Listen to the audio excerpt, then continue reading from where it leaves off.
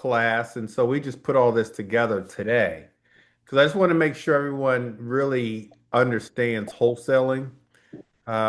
Within our coaching program, we talk a lot about buying and holding, and this past Saturday went and looked at a couple buy and hold properties in Baltimore. And so I said we need to get back to our roots and start talking about wholesaling. So I want you guys to take notes.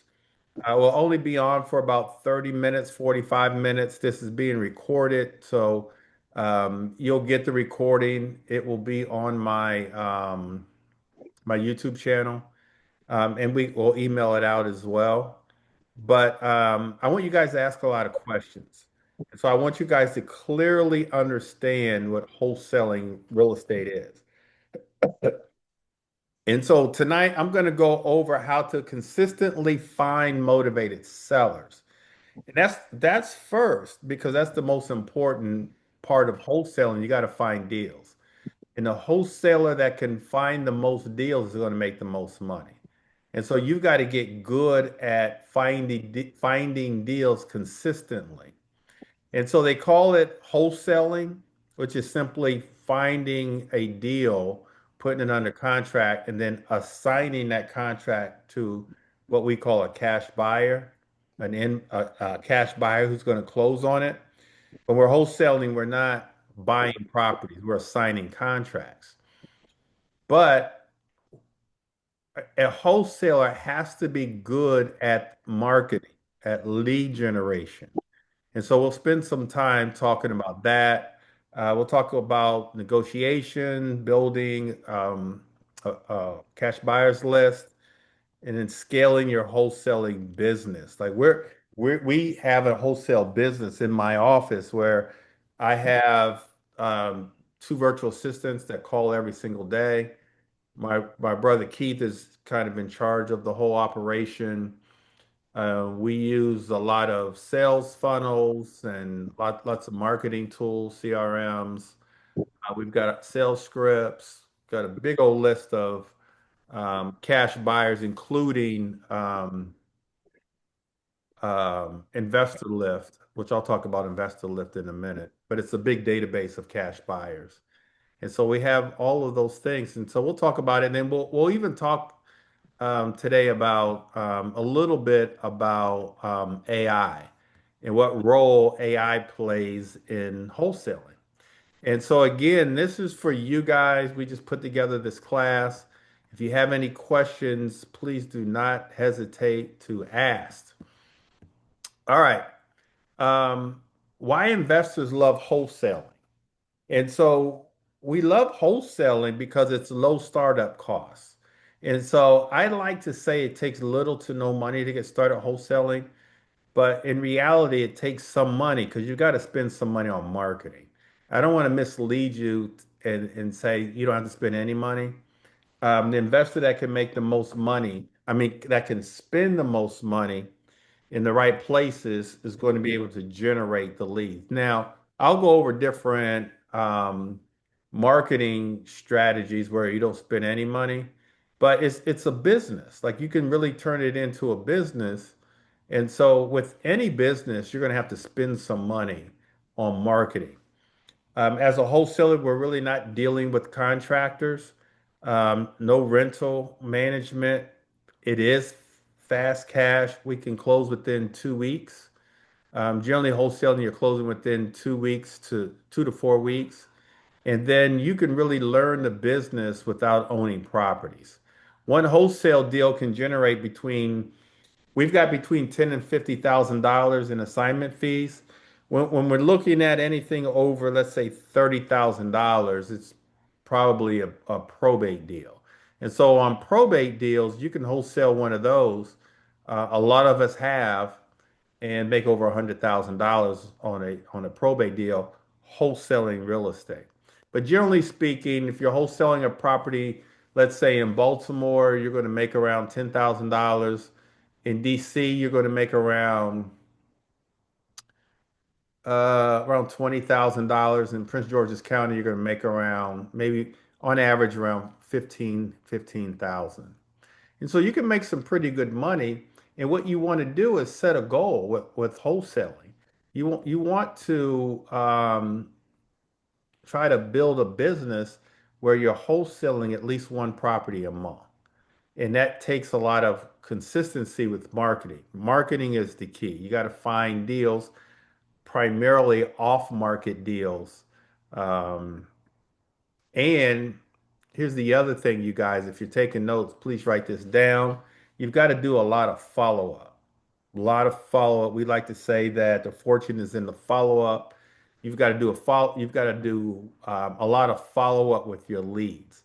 And if you ever think about why your wholesaling business is not working or you're not getting the best out of it, the answer is always you're not generating enough leads. That's always going to be the answer.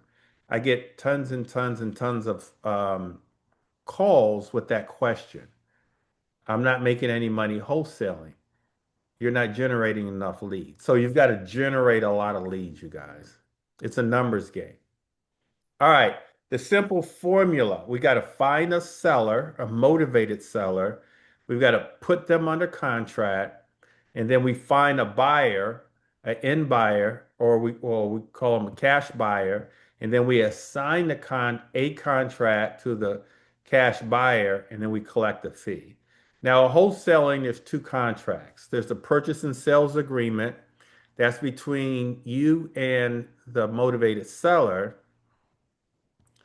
Then there's the assignment agreement, which is the second contract. That's between you and the cash buyer. So there's two contracts. The first one, the motivated seller, and you sign that. And then the second one is between you and the cash buyer. The cash buyer is going to sign the assignment agreement, and then within that assignment agreement, it states that they're going to pay you your fee and take over all the rights and responsibilities of the initial contract. And we've got contracts, and all my coaching students have contracts. Go ahead, Deidre. Okay, so I may be asking a very obvious question, but oh well. So you're using the terminology, you're saying cash buyer. Does that very plainly and simply say, okay, that there is no lenders involved, there's no hard money investors. It's coming. I need to find that investor that says, here, yes, pay that person $150,000 in cash, stroke them a check for cash, where they're not going through any banks and all of that. Is that what you mean by that? No, so that's a great question. And so we just label it a cash buyer, but it's just really an investor who's going to close on the deal, Okay. whether they're paying cash, whether they're using a line of credit, hard money. Um, Okay. Okay. it's just another investor that's going to close on the deal and pay you your fee. Now, whether they actually pay cash, which some do, or Right. a lot of them use a hard money lender, that's up to them. We just label it Okay. Okay. a cash buyer. Well, because I know sometimes people says, "Oh, I'm making a cash offer." Like they, like sometimes they don't go through. I didn't know if it was the same. If it was the same principle. If someone says, "Oh, I'm making a cash offer," like they're not. Well, yeah, no, generally speaking, when someone says they're making a cash offer, they're truly making a cash offer. It's cash. Right. Although sometimes people look at using hard money as cash. Um, Okay. yeah, but that's a good question. So hopefully I cleared that up for you. You did. Okay, good. So this is the simple formula, you guys. There's a little more to it than this. We'll get into it. You're going to collect your fee at settlement, so you want to make sure that your name or your LLC's name is on the settlement statement. So which means you're going to call the title company and make sure that they have both contracts because there's two contracts in wholesaling, They've got your LLC name, which is on both contracts, and then also your wiring instructions, your banking instructions, so that they can wire you your fee. Now, most wholesalers don't go to settlement, although some do, but you just want to make sure that you get a copy of the settlement statement, the ALTA, prior to settlement, just to make sure that it says your LLC and then $15,000 or whatever it is. Okay, we've got a hand up. Go ahead.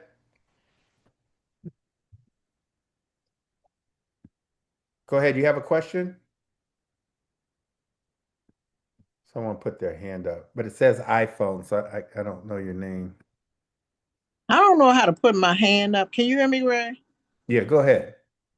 But I'm sorry. I missed a little bit of what you just finished talking about when you was talking about the LLC name and all of that. Would it be asking too much to actually repeat that, please? So when you're wholesaling, my preference would be for you to wholesale out of an LLC instead of your name.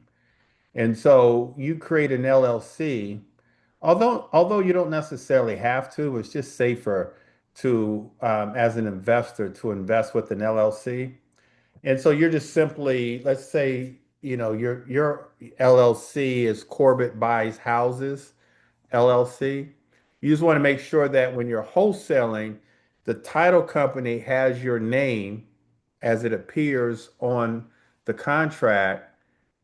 You want to make sure that that's on the settlement statement, and whatever your fee is also on the settlement statement. So you just want to make sure that that information is there, because I have seen situations where the wholesaler wholesaled a property to a buyer, cash buyer, didn't know them. They put an ad either on Craigslist or on Facebook.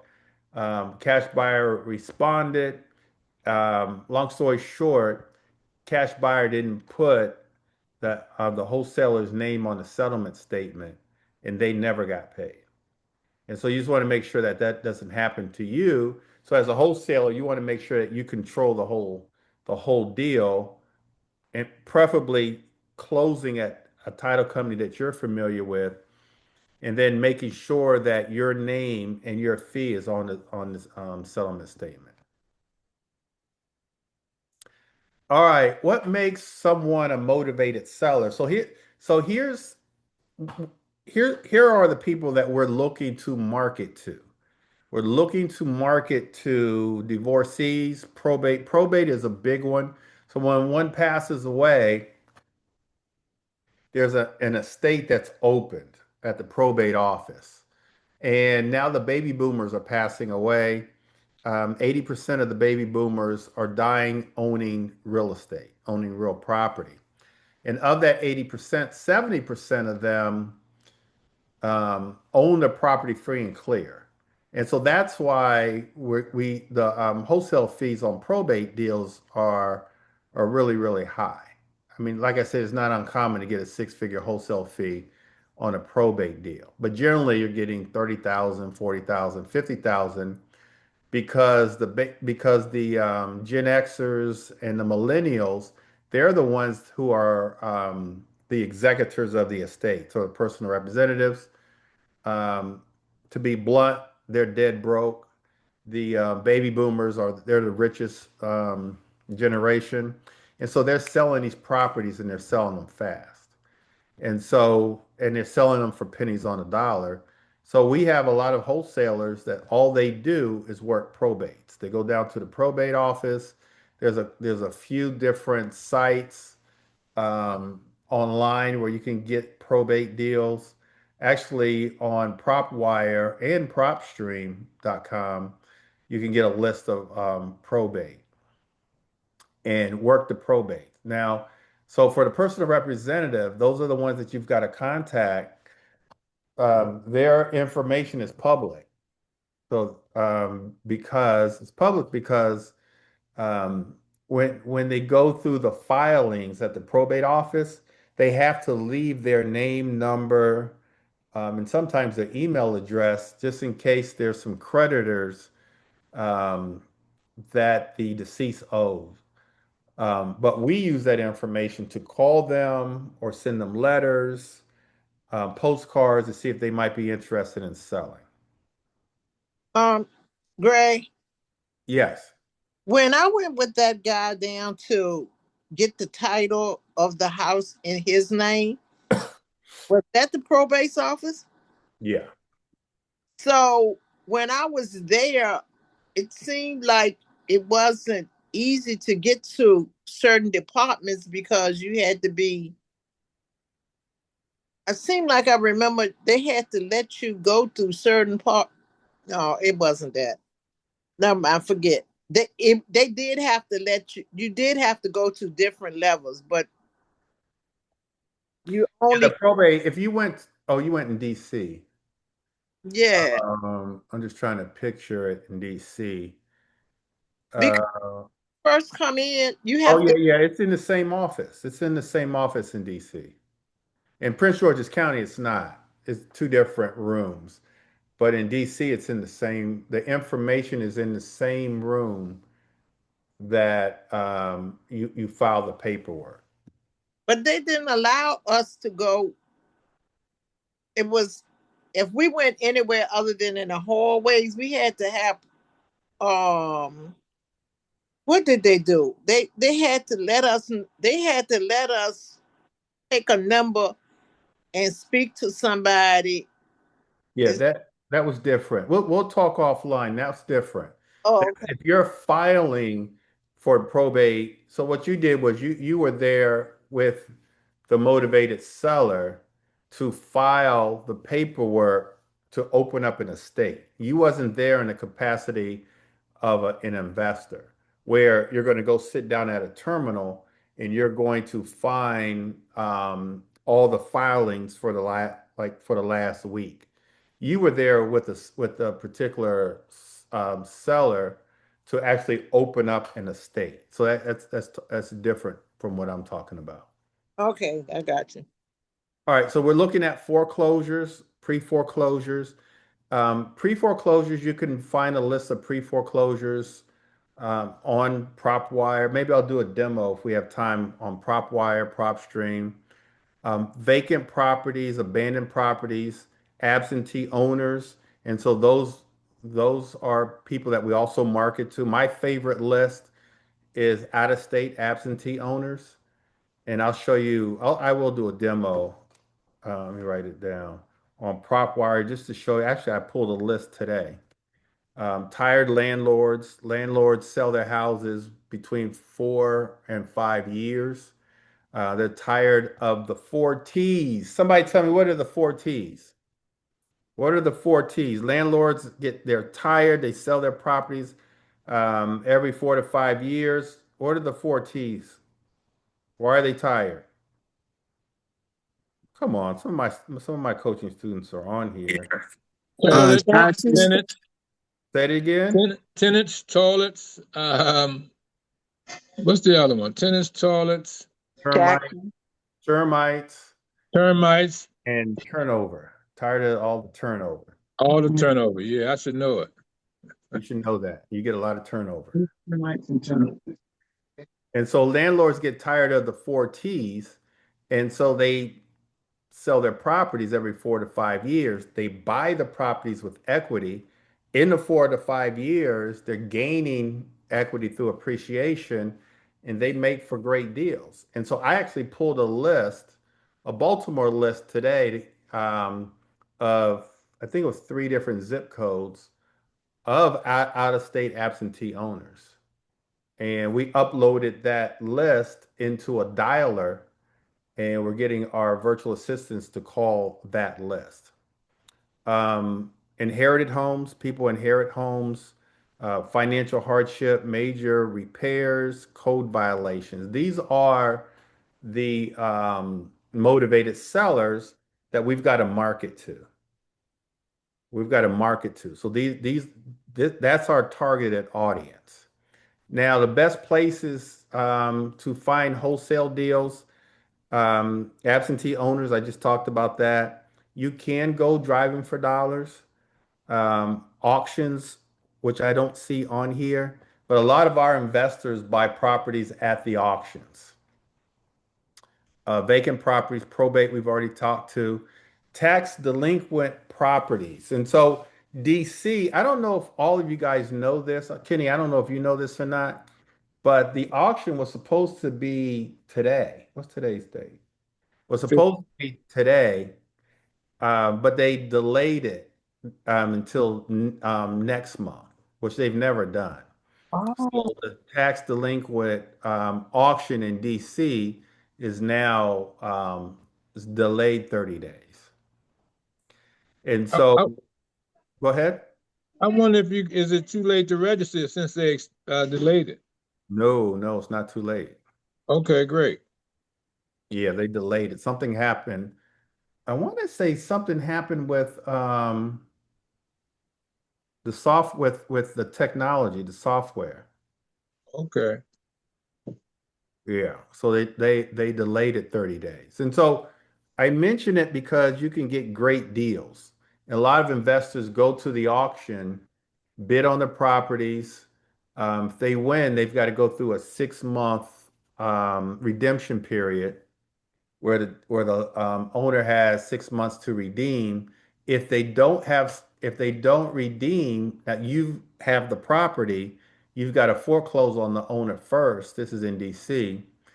What a lot of investors do is once they win and go through the redemption period, they sell their contract or they wholesale their contract because they're winning these bids again, pennies on the dollar. Um, but and then some of them will go through foreclosing, costs about three or four or $5,000 foreclosing. Once you foreclose, you have up to 2 years to actually close on the property. It's within those 2 years, it's you can close within a year, but it's gained a lot of equity.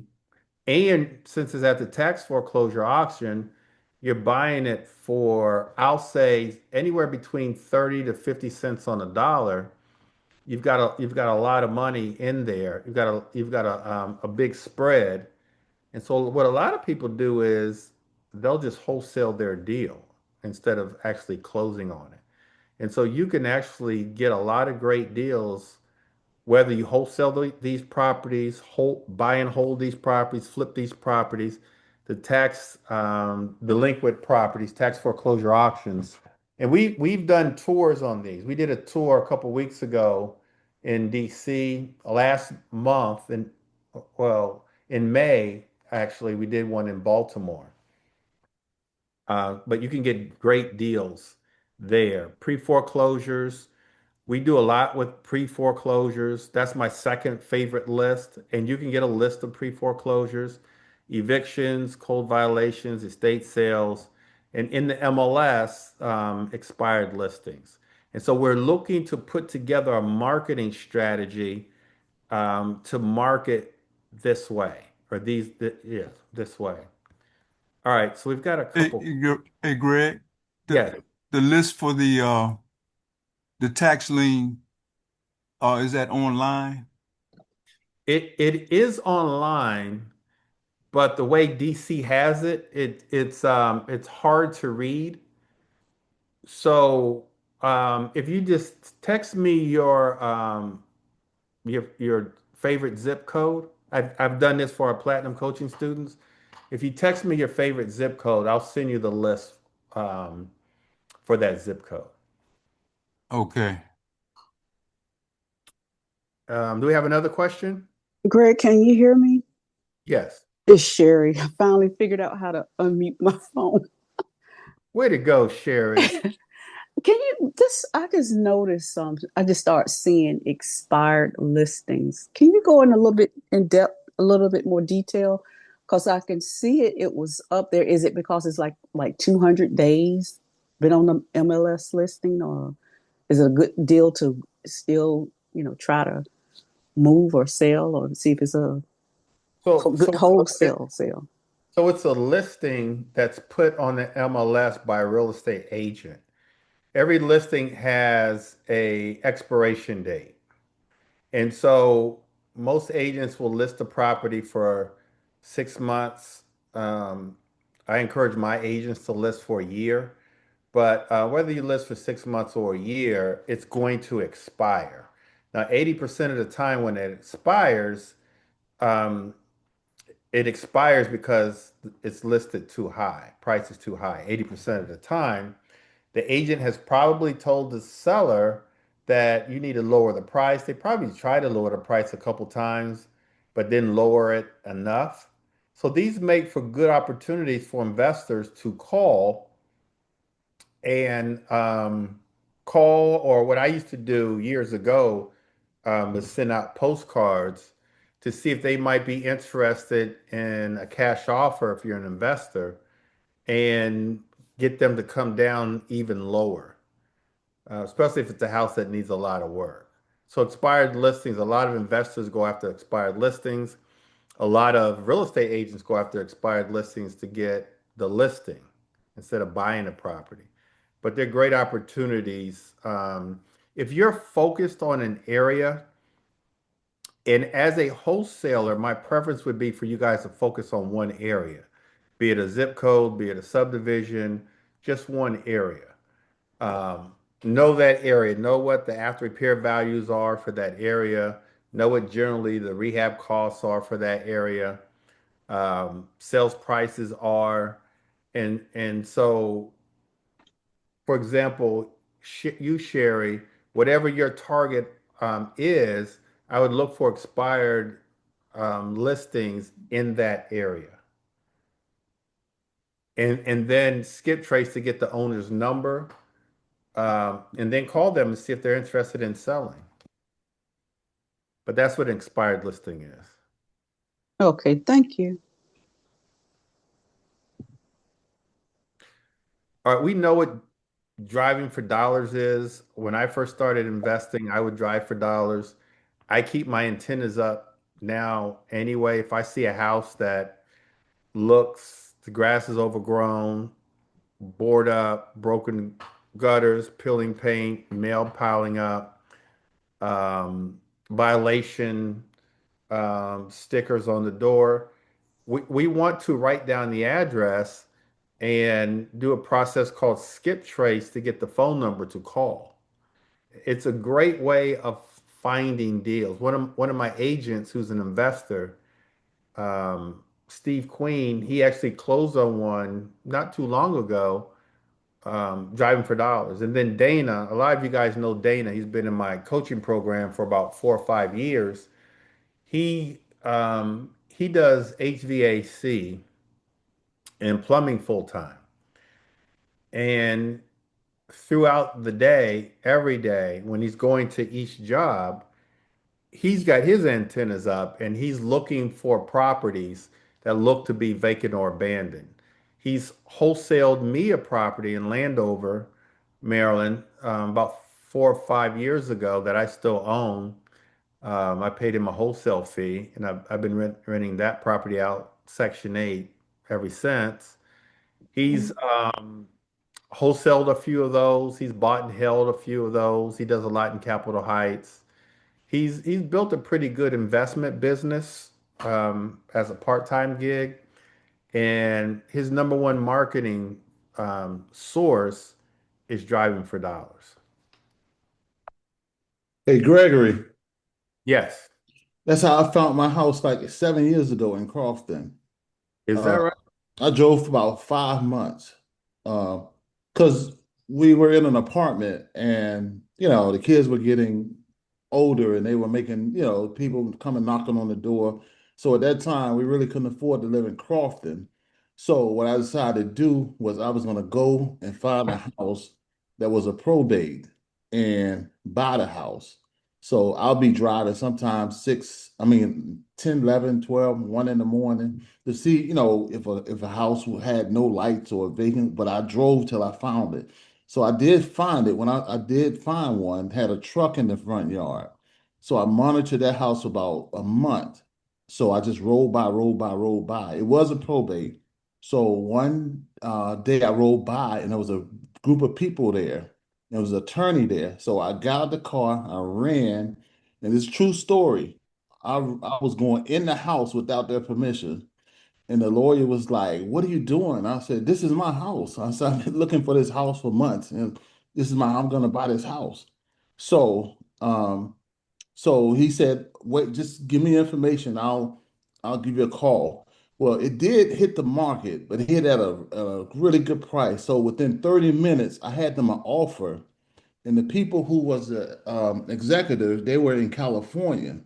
So the agent called me the next day, like Sunday morning, like 6 o'clock in the morning, saying that, "Hey, we will get, if you want it, we'll accept your offer." And I had asked for like 2% closing on the house, and they gave it to me. So I bought the house for maybe, I think it was worth like 415, 418. So I bought it for like 369. And Wow. so that's how I was able to That's good. drop That's a $2 good, and get a that's a good story. And so we've got to be aggressive like that. We drive by opportunities every single day. We just don't notice them. We don't have our antennas up, but we drive by great opportunities every single day as we come and go. You've got to start keeping your eyes open for properties that have, like what's on the screen here. Write those addresses down and then figure out a way to get the owner's number. Easiest way is to, with the address, you can skip trace. You can use an app called Deal Machine. A lot of our investors have Deal Machine. Now, if you have Deal Machine, it's an app you put on your phone. If you just put in the address, it's going to give you the phone number, the name of the owner, and the phone number, and it will send a postcard to the owner for you. Deal Machine. Oh, great. One more thing. I did the same thing with another house, but it's been 2 years that I've been talking with the owner. And 3 weeks ago, he finally let me in the house and see what the house looks like. No, he said I would be competing against some other people, but every time like I drive by there for the last 2 years, I've been driving by there. And when his car, he lives in Scottsville, Maryland. So he has like two, three houses. He really don't want to deal with the house like that, but for whatever reason, he's holding on to it. He's almost got to clear it out. But I'm working on that one too. Oh, good deal. And Mhm. and so the moral of that story is you've got to keep following up. Even if it takes 2 years, you've got to follow up. Nonstop. Follow up, follow up, follow up. And that's what we don't do as an investors. We talk to a motivated seller one time and that's it. You've got to keep following up with them, like Lawrence just said. Go ahead, Sharon. I mean, Shannon. I just had a quick question. What is a good indicator that the seller would come down or will accept lower than what they're asking? We'll get to that, but I don't know that there's an indicator. You just need to know what your number is. And so here's your number. Shannon, write this down. So your number is you've got to figure out what the house will sell for once it's completely renovated. That's called our after repair value. The value of the property once it's completely renovated. So once you have the after repair value, you're going to multiply that number by 65%. And then you're going to subtract out what the repair cost is. And that's your number to negotiate. So the formula, the Mayo formula, Mayo stands for maximum allowable offer on a wholesale property is 65% of the after repair value minus repair costs. And so you want to negotiate down to there. And so that's not necessarily your starting point because if you want to be there, let's say that your Mayo is just to say 200,000. Um, you ask the seller, Mr. and Miss Seller, do you have an idea of what you want to sell your property for? They may say, well, make us an offer. If you've done the math correctly and you want to buy it for 200,000, if you have to speak first, you're going to say 180 or 170. You don't know what they have on their mind, but you don't want to start with the number that you really want. because it's a negotiation. And so we start there. We teach a whole class on negotiating, but you've got to leave some room in there for negotiation, room in there to meet them halfway and still get your number. You've got to be willing to walk away and then follow up until you get your number. We make our money going in, meaning we make our money when we put the property on the contract for the right price. If we put the property on the contract for the wrong price, we're spending weeks and months trying to find a cash buyer who will take over that property. And then we're going back to the seller trying to renegotiate. So we got to try to get it right the first time. And so you just have to run your numbers, 65% of the after repair value minus repair costs. You want to negotiate and get that number because a cash buyer will buy that property all day long at 70% of the after repair value minus repair costs. That 5% difference, 5% of the after repair value, that's your wholesale fee. So if after repair value is 200,000 or 400,000, if after repair value is 400,000, 5% of that is $20,000. So you just made yourself 20,000 by negotiating correctly. I'm going to be teaching this at the end of the month, you guys. I'll put a link in the chat to a free 4-day course where I go in depth about, what I just talked about. All right, 5 questions we asked as a wholesaler. You want to ask the motivated seller, why are you selling? You want to know what their motivation is, and then you want to start speaking to that. How soon do you need to sell? You want to know what their urgency is. If you're on the phone, what's the condition of the property? You're going to see the property, but what's the condition of the property?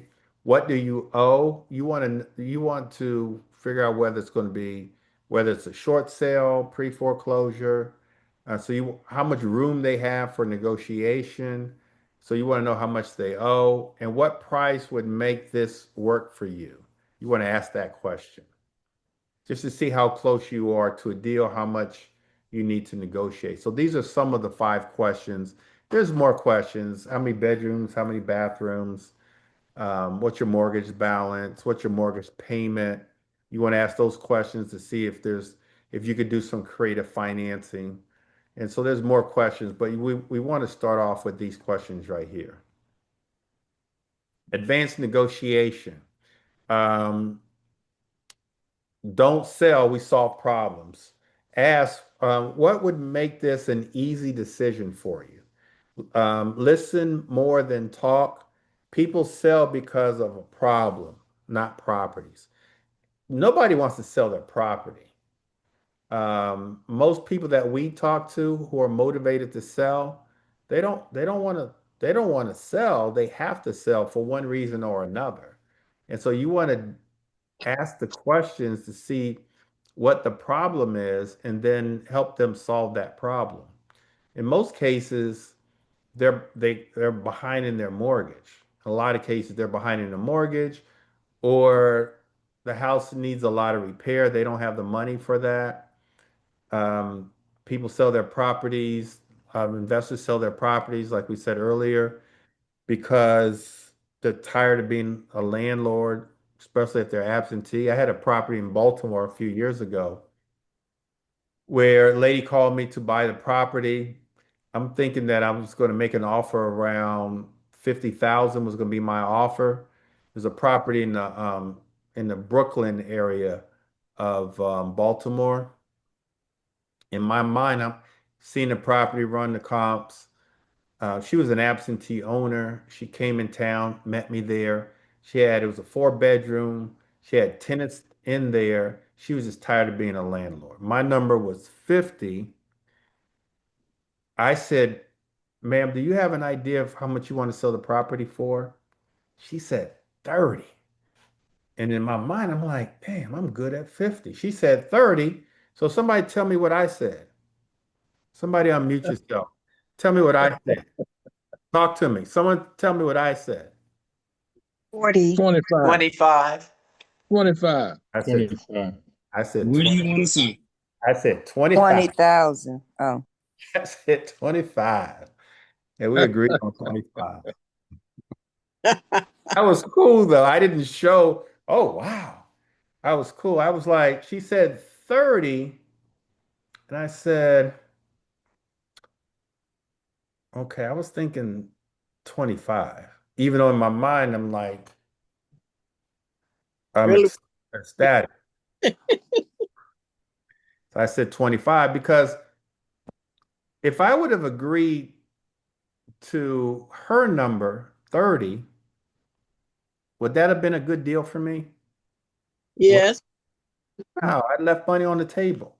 In any negotiations, you guys, any negotiation, there's got to be a little pain. There's got to be a little tussle. There's got to be a little feelings. And then you agree in the end. But if there's no pain, you've left money on the table. We need a little bit of pain in every negotiation. You guys with me? Yeah. All right, let's go. All right, the 70% rule, I just talked about that. Sellers, cash buyers, write this down if you're taking notes, will buy all day long at 70% of the after repair value minus repair costs. As a wholesaler, you just got to put them under contract for 65%, then you just made yourself 5% of the after repair value. You make yourself 5%, which is if ARV is 400,000, you just made yourself $20,000. So There Greg, are, yes. question. So we're looking at it, we've been talking about from the mindset of an individual owner. Okay. So now if there are investment companies or people that, have their own portfolio and now they want to get rid of these, because they're investors, what's going to be their motivation? Because their motivation is money, like ours. They want to get rid of it and they want to get rid of it and make the most money that they can. So what would you say, what would be the, how would you approach that, I guess is the question. Approach that company or that person. If it's a company who's selling the property, is that what you're saying? Yes. We have to stick to the formula. And if the formula doesn't work because they want more, then we've got to walk away from that. Got it. So as a wholesaler, there's two negotiations. We're dealing with two negotiations. We're negotiating with the motivated seller to put them under contract at 65% of the after repair value minus repair costs. Once we do that, then we're also going to negotiate with the cash buyer to put them under contract at 70% of the after repair value minus repair costs. If it's a institution or a company that has properties that they're not going to be willing to put them under contract for 65%, we go to the next person. We keep it moving. We don't, because you're right, they're going to want to sell for much higher than that. So we don't waste our time because if we put it under contract for any higher than 65%, we're not going to be able to get rid of the property. Mm-hmm. So we don't waste our time with that. Okay.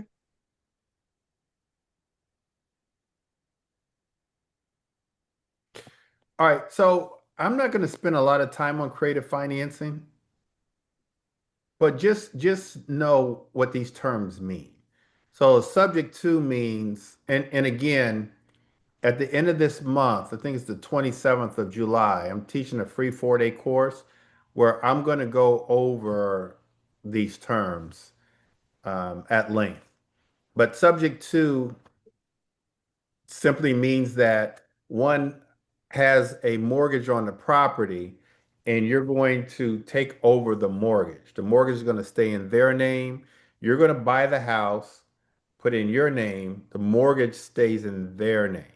You're buying a property subject to the existing mortgage. The existing mortgage is going to stay on the property.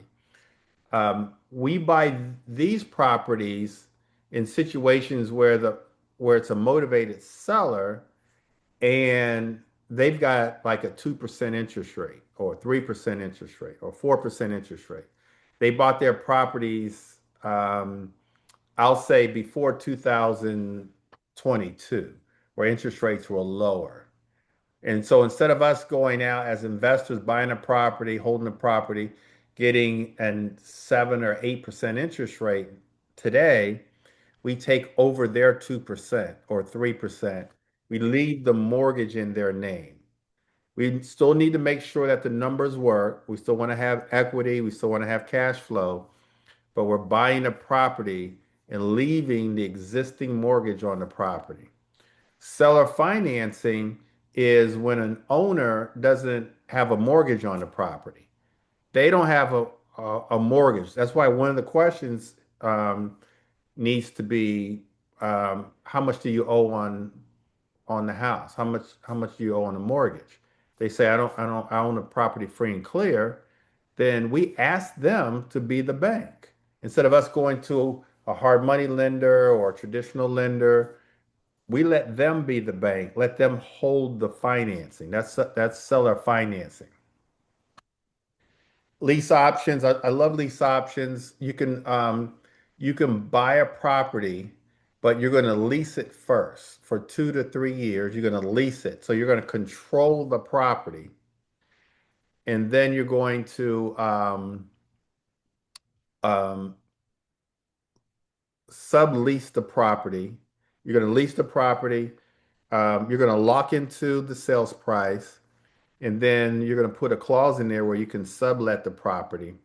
You're going to sublease the property for more than what your rent on your lease is. So you control the property without going out to get a loan, but you're still making cash flow. And you're going to do it for 2 to 3 years. So within those 2 to 3 years, you're gaining equity through appreciation. And so let's say, for example, real quick, my first property, so 23 years old, I was buying houses in DC. My first property in Prince George's County was in Bowie. I was 30 years old. I had found my dream home. It was a colonial, 4 bedrooms, 3.5 baths, back to a lake, 2-car garage. I'm 30. It was a dream home. I didn't have the money to buy it, but I was like, I got to figure out a way. And I just read this book by God, what's the guy's name? I'll think of his name in a minute. But anyway, I said I'm going to do a lease option. And so I asked them, hey, let's do a lease option. I'll rent your property for 2 years. I'll pay you rent. We'll lock into a price now, and then in 2 years I'll close on the property. I was betting on myself that in 2 years I'd be able to qualify. Long story short, I didn't do a sublease. I actually moved into the property. Um, I 2 years later, I was able to qualify, bought the property. And so I did a lease option. I've done lots of lease options in my day, but lease options are good if you don't have the credit to buy properties now, or if interest rates are higher and you're betting that in 2 years, which would be a good bet, that interest rates are going to be lower, then you do a lease option. Um, I don't really want to get into wraps or novations. Novations are another good option um, for wholesalers. If you want to wholesale a property, we're wholesaling at 65% of the after repair value minus repair costs. If you can't get them to that number and they insist on wanting to sell where the number is actually like 75 to 80% of the after repair value minus repair costs, you can do a novation where you you go under contract, um, you ask them to partner if you can partner with them. You give them that whatever that number is at 80% of the after repair value minus repair cost, which is not good for you as an investor, but you go under contract at the 80%, and then you put the property on the market on the MLS. So you're selling to an end buyer versus a cash buyer. Cash buyer has to buy for 70% because they need to fix the property up and rent it out or fix the property up and sell it. Cash buyer can buy at 100% of the after repair value. If the house needs some work, you spruce it up a little bit. I've done like 3 or 4 of these where I went under contract with the seller. I put a little bit of money into the property. I put the property on the market. I was able to get cash in buyers, like first-time home buyers. To novate means to replace. So I replaced myself in the contract with the new owners, the new buyers, and my sellers got what they asked for, and I got the rest. It's a lot, sort of a lot to it, but I have novation contracts. If you're interested, contact me. Cash buyers, really quickly, we want to build a list. And if you're taking notes, write down the word cash buyer and underline it 3 times. Because the strength of your wholesaling business is really how strong your cash buyers list is. You got a really, really strong cash buyers list. All you've got to do is find the properties, and you can go to your list and find the end buyers who's going to buy these properties from you. We there's cash buyers in this group here. So we find cash buyers in meetings like this, these type of meetings in person, investor meetups, Facebook groups. You can go to any auction on any day, and there's cash buyers there, especially the ones at the courthouse steps. Wholesale lenders, all of our lenders also invest. Some real estate agents, RIA meetings. Um, I actually have Investor Lift.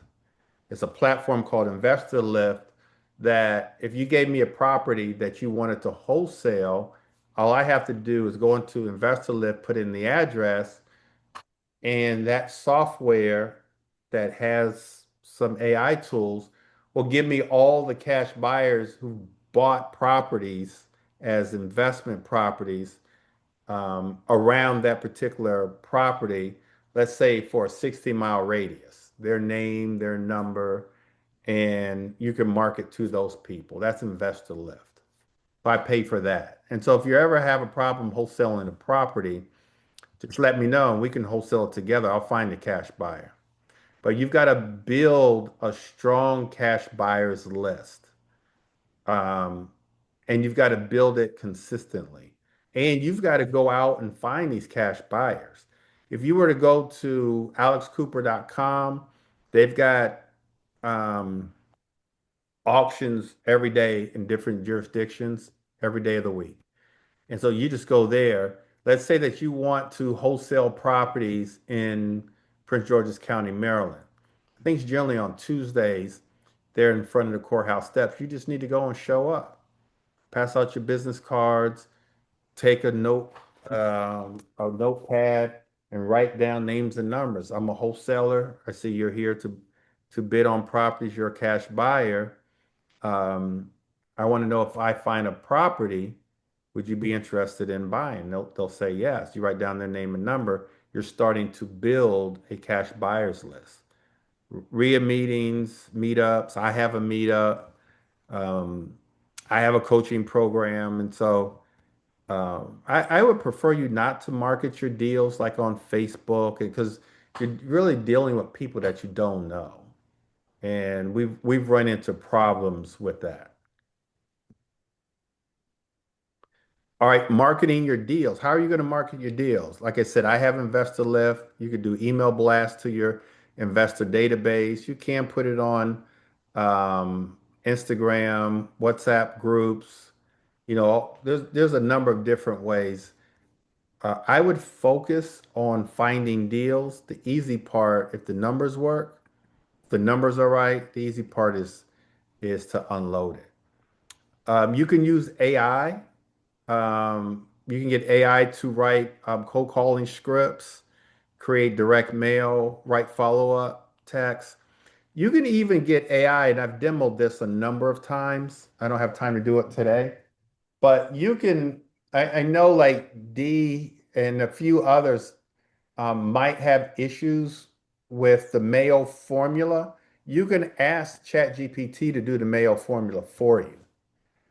Just hey, I've got this property. You give them the address. I'm an investor. Please run the mail formula for me. And ChatGPT will do that for you. They will tell you what you should offer on the property, what the after repair values are, and ChatGPT will go into detail for you. ChatGPT and Claude, they can build marketing campaigns for you. They can do all the marketing. Here's a prompt. So you want to cut and paste this prompt and put it into ChatGPT. Act as a real estate wholesaling expert. Help me find motivated sellers, negotiate contracts, market wholesale deals, build my buyers list, and create follow-up campaigns that generate assignment fees. You can cut and paste this and put it in as a prompt. And then I've got some more prompts for you before we get out of here. Mistakes that wholesalers make. Mistakes that wholesalers make. Overpaying. And so we've got to stick to the formula. Also, wholesalers can be greedy. And so stick to that 5% rule. You should only be making about 5% of the after repair value. Some try to make 10%, 15%. When you get too greedy, you don't sell the properties because, cash buyers, they're going to want to wholesale, they're going to want to negotiate with you anyway. So stick to that 5% rule because I have seen wholesalers put a property under contract. They should be wholesaling a property where they make 10,000, they're trying to make 20,000. And there's a date on that contract that they signed where they have to go to closing. They weren't able to get to closing, and they had to give up the earnest money, the deposit. You got to put a deposit on your contract. So let's not be greedy. Let's get what we earn and then keep it moving. No buyers list. You've got to have a buyers list. Not following up. We say the fortune is in the follow up. Not being consistent. You've got to be consistent. Poor contracts. We've got contracts that's been vetted by our attorneys. Giving up too early. Let's not give up, you guys. Let's keep going. There's lots of money that can be made. And not talking enough to sellers. You got to keep talking to sellers, get your scripts down, feel comfortable talking to sellers, and then continue to follow up. We're almost done. Scaling your business. Virtual assistants. We use Upwork.com. You can use Fiverr, and there's many other different sites that you can use for virtual assistants to get cold callers. Currently, we have 2 cold callers. We have acquisition manager. My investor lift acts as our dispo manager. And we haven't hired a transaction coordinator yet, but I'm looking into that. Building wealth through wholesaling. Wholesaling generates cash. With that cash, you guys, you can buy rental properties. And so another mistake that I see a lot of wholesalers make is they make money, do some wholesale deals, and they spend the money. They don't reinvest back into the business. They don't reinvest in buying rental properties. opening up a brokerage account and putting some of that money into the stock market through ETFs.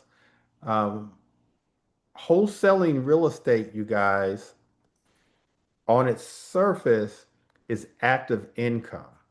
You wholesale a deal, you make your money, and that's it. It's not passive. We want to create passive income.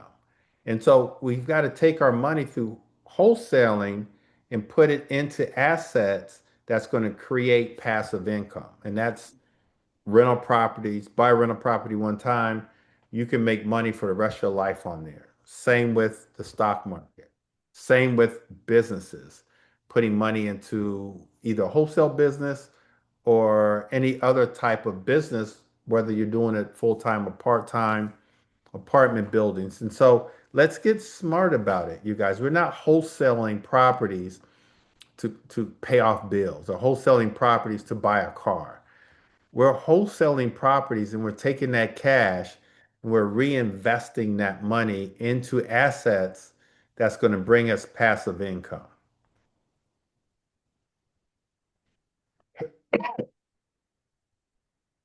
30-day action plan. Let's try to talk to 100 homeowners. And that's easy to do. You can pull a list and talk to 100 homeowners. Let's make 500 calls. And so you also need to know your KPIs, your key performance indicators. How many calls do I need to make to get in contact with 100 homeowners? And then out of that 100 homeowners, how many appointments will I get?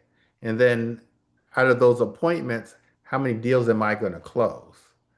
And so I break all that down in our 4-day course. You want to build a cash buyers list in the next 30 days, maybe not 100, but get 10 in the next 30 days. Analyze 20 deals, submit some offers, put one property under contract. You guys can contact me if you have questions. If you use ChatGPT to run your numbers and it just doesn't look right, contact me. I'll help you run the numbers. Have a success mindset. The biggest wholesalers don't know more than everyone else. They just simply talk to more sellers. It's lead generation. You got to talk to people. Consistency creates income. All right, here's some prompts also for your AI. Create a Facebook ad, write your cold calling script. If you guys want to take a picture of this, or I'm not sure if you can cut and paste it. This will be on my YouTube channel. But these are some other prompts to also include, which is not here. Um, Honestly, your AI, whether you use ChatGPT, Claude, Gemini, whatever you use, really answers all your questions. It can run your numbers. It can do everything for you. Any questions, you guys? I moved through that pretty quickly, but I just wanted to give you guys a good taste of, what wholesaling looks like. Any questions?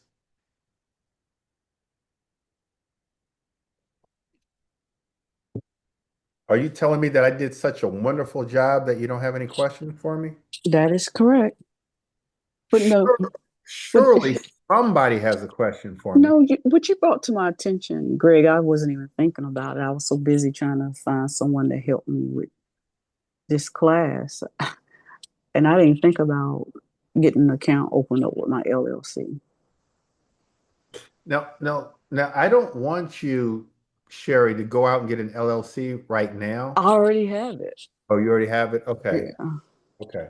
Normally, I would rather you get an LLC when the deal is imminent, because But you go out and get an LLC now, you've got to pay on it. And then if you don't use it, you got to pay on it again next year. But if you already have it, now we got to find you a deal so you can use your LLC. yeah, like I said, I've been studying this for a year, but I just didn't have nobody to help me focus like you're doing now. So I did pay on it this year. They wanted the team that I have wanted me for them to pay to do it. They wanted to charge me $260 But talking to them, I did it for 60. Oh, I have, somebody set up your LLC for you? yes, I already have it set up. So they wanted to charge me So, this year. so Sherry, don't do anything else unless I know about it, because you could do that yourself. You could Well, set, that's what I found out. So that's what I did. I did it myself when they told me their price. But then I talked to one of them and they said, yeah, well, I just could do it this way. don't make any moves unless I know about it. Okay, will do. Um, because like I said, you could go online and set up an LLC, and I can walk you through it. Any other questions, you guys? Comments, takeaways? I have a question. Yes. So when you're going to find the ARV, how are you determining what that amount is? So you want to use like-kind properties in a subdivision that the property is completely renovated. Do you have a property in mind, or you just want to know in general? Yes, I have a property in mind. And you want to know what the ARV is? Yes. Okay. Yeah, GP. I was just using the formula you gave me, and I was trying to see what the difference was between what the market value is and what the ARV would be to times it by that 65%. Okay. Um, Greg, what what's the address? so Greg, wonder what, I mean, I'm curious, why you're not suggesting that she go to chat But chat. hold on. Hold on, Olivia. Shannon, give me the address. It's 10207 Ellerby Road. That's Ellerbe Uh, Road in Shreveport, Louisiana. Shreveport Yes. What you doing, a virtue deal? is 10207 Ellerby Road. Yes, sir. All right, so you just go to Chat GPT. Hmm. Please give me the after repair value for the property at 10207 Ellerby Road in Shreveport, Louisiana.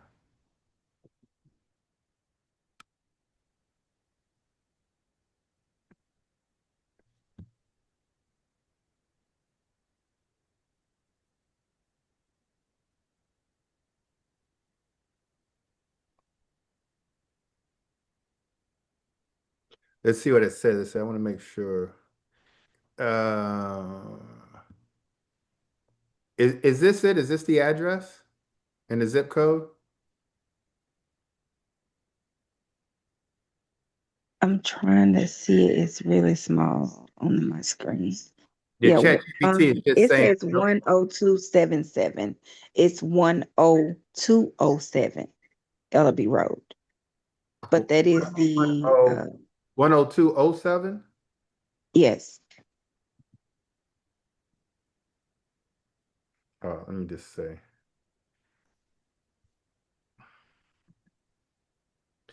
It's 10207 Ellerby Road. Yes.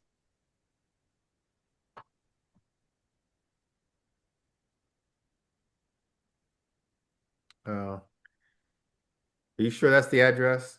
I'm probably saying it wrong. Let me just type it in. Hold up, you guys. Please give me the ARV for 10207, right? Yes. Ellerby Road. Yes, just Ellerbe. Ellerby Road. Spell is Shreveport? Yes. Spell that for me. SHREVEPORT.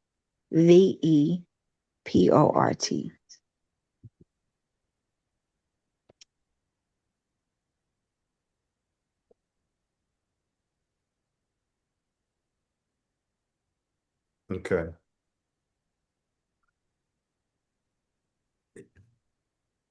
It's got, should it be in the millions? Right now it's saying that the market value is 469. Hmm. Shannon, is this a virtue deal you doing? No, it's local. Hit me. I'll give you my contact. I'd probably want to look at it on Zillow, Okay. um, just to see, because the address that ChatGPT brought up, assuming you met, this is still the wrong address, right? Yes. They couldn't find 10207. Anyway, we'll look it up. But this is how you do it. But it couldn't find the address you're looking for.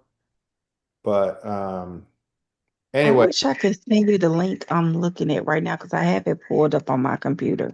But if what you said your contact info was? I think it's on here. Let me see. Is it on here?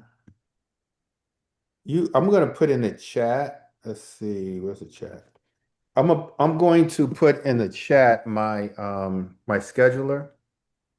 Hmm. And so just schedule an appointment with me. Okay. gbschedule.com. So look, you guys, I'm doing another webinar tomorrow. I'm doing another one tomorrow on the 5 pillars of building wealth. And I want you guys to attend. So I'm going to go over home ownership, real estate investing, stock market investing, entrepreneurship, and protecting your wealth, different types of wealth insurance policies. And so that's at 8 o'clock tomorrow. It's a free webinar. Greg, I did with a question. I'm just putting the hold on. Let me just put the link webinar. You guys can click on the link in the chat, BBC webinar, to attend that. So it's going to be really good. I'm going to go over the pillars that you need to build wealth. Home ownership starts the process of building wealth. Then we need to take the assets that we make, the money that we make, and invest it into real estate. We need to invest and learn more about the stock market. We need to have a part-time hustle, so entrepreneurship, so that we can make extra money to invest in real estate in the stock market. And then we need to protect ourselves and protect our assets. And so I'll be talking about those things tomorrow. We do have an inner circle also. And so I'm going to put the link to our inner circle if you're interested in joining our inner circle. Actually, it's in here. You can go, this is our inner circle. I will, Big Life, our Big Life inner circle. Let me just, I'll put the link in the chat.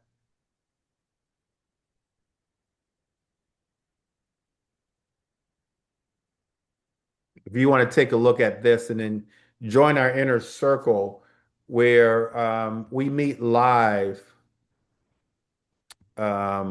weekly, couple meetings weekly, and you learn. And the only way you're really going to learn, you guys, is you've got to continuously be around like-minded people. You've got to be around like-minded people. And so that's why we created the inner circle. There is a fee. It's $97. There's no cost to it, but it puts you around like-minded people. We actually go out in the field. We'll allow you to go out in the field with us. And so take a look at our inner circle. This is the free webinar for tomorrow where I go over the 5 pillars of wealth building. Okay, Greg, this is a question that I came up with. We talk about houses a lot, but I'm thinking about what if you come across a person who has a business, like a commercial building. that they want to sell, and they have part of it is being utilized, rented out, but not the whole building. Do you have a formula for to come up with that, or how would you address that person? Yeah, it's the same formula. You got to figure out it goes a little deeper because now you've got to, if it's a business or apartment building, you've got to, there's other numbers that are involved. But if you find something like that, just let me know and I'll help you with that. I'll walk you through it. Okay, thank you. All right, anybody else before we get out of here? Any questions, comments, takeaways? Yeah, Greg, I got one last question. Okay. A couple of days ago, I called a lady who lost her job with the government. So she she's applying for a modification. So she said to call her back in about a month or so. So like a lot, with the government rift, a lot of people lost jobs. So a lot of homes are going to foreclosure. So what would you recommend in that scenario as so like options? I would just definitely follow up with her. If she doesn't have the money to pay, then unfortunately she may have to sell the property before it forecloses. And so Yeah, you need go ahead. you said that's the last case scenario. If the bank, I think they gave her one modification already, and I think she paid up maybe a couple months in, but she was like, if she don't find employment, then there's little options that she has. So she said call her back in a month. Yeah, I would call it back in maybe 3 weeks, but just Mhm. keep following up with her, and then see how you can help her.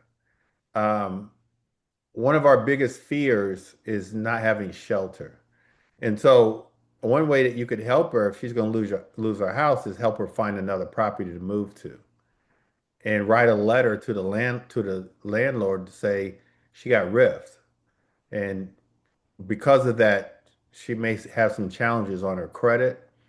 But if she's got equity, you want to make sure that she sells the property and gets the equity before it forecloses. Okay. And that's only if she doesn't find employment. And unfortunately, we've got a number of people in our area here in the DMV that are running into that same situation. But we can find solutions for them. And it's not necessarily the end of the world. I mean, she sells her property, she regroups. Hopefully, within a period of time, she can, get the shelter that she needs, save some money, and in 2 to 3 years, she can come back and buy another house. She's got to find some employment. You should get Oh, her. You should tell her to get a real estate license. oh, okay. All right. Anybody else? All right, you guys. Thank you guys. Like I said, this was last minute. Um, we got a pretty good show up rate. I'm happy about that. Hopefully, you guys learned something. Try to tune in tomorrow. It'll be about the 5 pillars of wealth. And we'll talk soon, you guys. Good night, everybody. God Did bless. you? Thank Good you very night. much. Thank you. Good night, Greg. Thank you. Thank Good you. night. Thank You're welcome. you. Good night. Did Thank anybody? you, Greg. Good night.